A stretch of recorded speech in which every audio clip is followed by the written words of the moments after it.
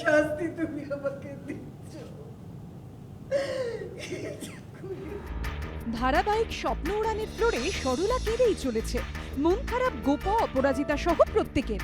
অর্ণবের মাথায় গুলি লেগেছে, আর এই ঘটনার জন্য সেনবাড়ির সদস্যরা ঝিমলিকেই দায়ী করছে।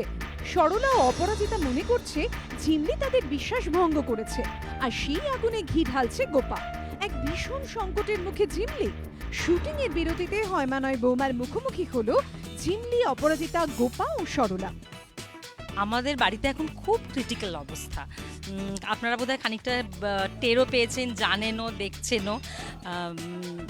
মানে ঝিমলিকে এখন আমরা জাস্ট বাড়িতে কেউ সহ্য করতে পারছি না। মানে গোপা শুধু নয়, যারা আমরা ভালোবাসতাম ঝিমলিকে তারাও এখন আর ভালোবাসতে পারছি না। আর আমি তো স্পেসিফিক্যালি একদম ভালোবাসতে পারছি না, কারণ আমার ছেলেকে, আমার ধারণা এটা যে আমার ছেলেকে ওদের বৌদি মানে অর্পিতা হাত করে নিতে চাইছে, ও বিয়ে করতে চাইছে, বা কোনো একটা প্রেমের ফাঁদে ফাঁসাতে চাইছে। ফলত আমি ভীষণ রিজিড হয়ে গেছি, স্ট্রিক্ট হয়ে গেছি। ওর মার বৌদিকে প্রায় বাড়ি থেকে হাত ধরে টেনে হিঁচড়ে একেবারে খালপাড়ের বস্তিতে নিয়ে গিয়ে রেখে দিয়ে এসেছি। এবং অবশ্যই তাতে ধুনো দিয়েছে, মানে ভালো রকম ধুনো দিয়ে হাওয়া দিয়েছে হচ্ছে গোপা।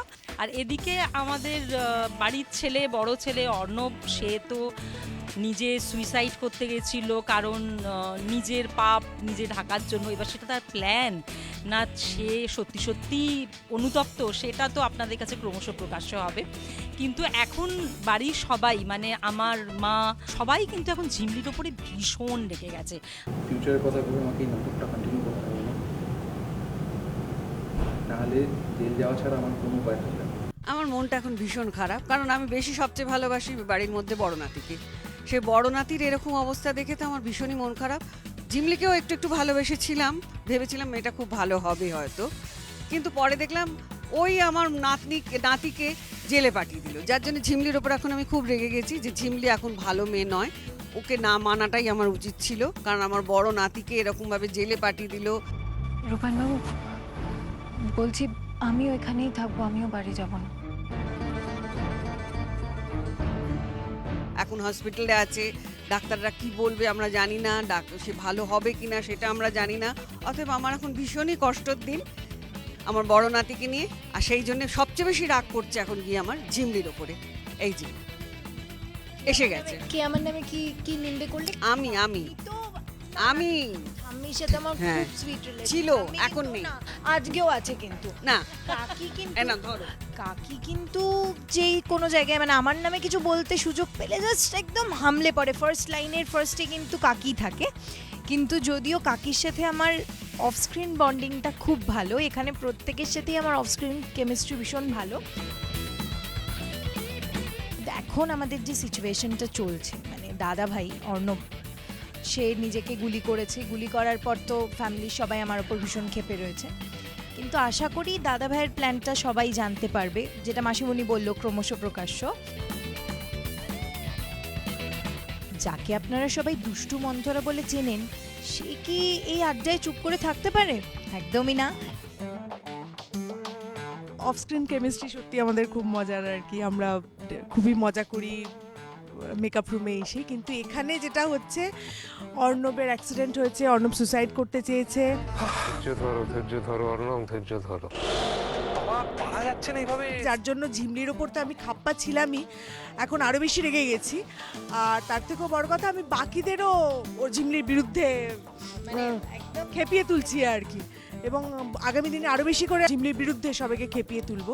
দেখা যাক কি হয়। একটা কথা আমি বলতে চাই, সেটা হচ্ছে যে আপনারা আমাদের যাই দেখুন না কেন, যাই ঝামেলা হোক, ঝাঁটি হোক, আমাদের স্বপ্ন উড়ান টিমটা অসম্ভব ভালো।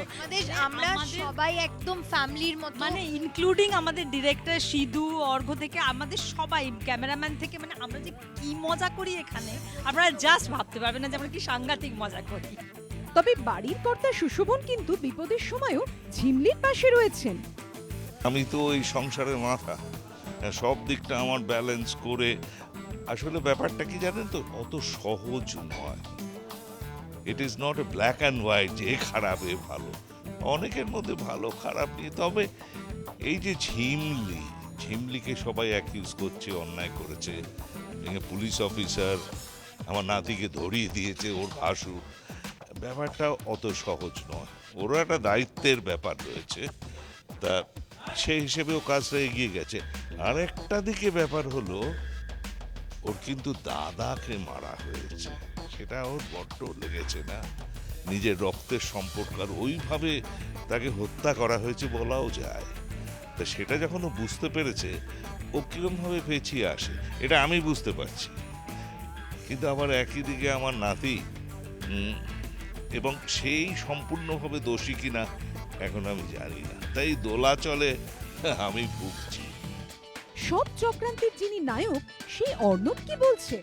কেন সেই গুলি লাগার নাটক করছে? শুটিং এর শেষে হয়মা নয় বৌমার সঙ্গে আড্ডা জুড়ল অর্ণব ও ঝিমলি।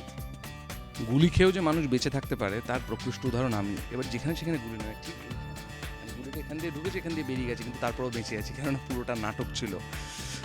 কারণ আমি তো জেলে যেতে পারি না, কারণ পৃথিবী থেকে ঝিমলিকে সরতে হবে এবং অর্ণবকে বাঁচতে হবে ফ্যামিলিকে নিয়ে। তাই জন্য গুলি খাওয়ার নাটক করে সববার সিম্প্যাথি আদায় করে আবার বাড়িতে ফিরে এসেছি আমি। ঝিমলিকে কিভাবে অর্ণব নানা রকম অত্যাচার করতে পারে, ঝিমলি অলরেডি এসে গেছে এখানে, ঝিমলির ওপর প্রচণ্ড অত্যাচার যাতে অর্ণব করতে পারে সেইটা অর্ণব তুমি আমার উপর প্রচন্ড অত্যাচার করবে? অলরেডি তো বেশ খানিকটা করেছি, দাদাকে মেরে এবং নানা রকম ভয়ের কথাবার্তা বলে। এখন কোমা স্টেজে থাকলে কি ওখানে প্রমাণও থাকবে না যে আমি অত্যাচার করছি, সবাই ভাববে আমি তো কোমাতে রয়েছি, আমার কিছু করার ক্ষমতাই নেই। কিন্তু সবাই যখন দেখবে যে ঝিমলি, তুমি যেটা বলছিলে ওই ভূতের ভয় পাওয়ার ঘটনাটা সবার সাথে একটু শেয়ার করো। ভূতের ভয় পাওয়া মানে হচ্ছে, এখন তো ঝিমলি প্রায়শই দেখবে যে দাদা হেঁটে চলে বেড়াচ্ছে, অর্ণব হেঁটে চলে বেড়াচ্ছে, কিন্তু ঝিমলি যখন সবাইকে সেটা বলবে কেউ সেটা বিশ্বাস করবে না, কারণ অর্ণব তো কোমাতে রয়েছে, অর্ণব নড়তেও পারে না, চড়তেও পারে না। সুতরাং এই অবস্থা থেকে ঝিমলিকে কীভাবে নানাভাবে উৎপীড়ন করা যায় এবং ব্যতিব্যস্ত করা যায় সেটাই অর্ণবের লক্ষ্য। আর ঝিমলির লক্ষ্য হচ্ছে, অর্ণববাবু আমি আপনাকে শাস্তি দেবো। এই যে দাদাভাইয়ের সাথে যখন সিনগুলো করি তখন কিন্তু সবচেয়ে বেশি দাদাভাই আমাকে হেল্প করে, সিনগুলো কিভাবে আরও ভালো করা যায়, আরও দাদাভাইকে কিভাবে চোখে চোখ রেখে শাস্তি দেওয়া যায়, সেগুলো কিন্তু এই মানুষটার কাছ থেকেই আমার শেখা। তাহলে হয়মা নয় বৌমাতে কিন্তু আজকে আমাদের এই যে ভালো সম্পর্কটা সেটা কিন্তু সবাই দেখে ফেলেছে, কিন্তু আমাদের সিরিয়ালের কেমিস্ট্রিটা দেখার জন্য অবশ্যই দেখতে হবে স্বপ্ন উড়ান। অর্ণব যে আদৌ অসুস্থ নয়, ঝিমলি কি বাড়ির লোকেদের কাছে তা প্রমাণ করতে পারবে, নাকি এবার অর্ণব করবে কিস্তিমাত? লড়াই কঠিন, এবার কে জেতে সেটাই দেখার। মানস বসাকের রিপোর্ট, এবিপি আনন্দ।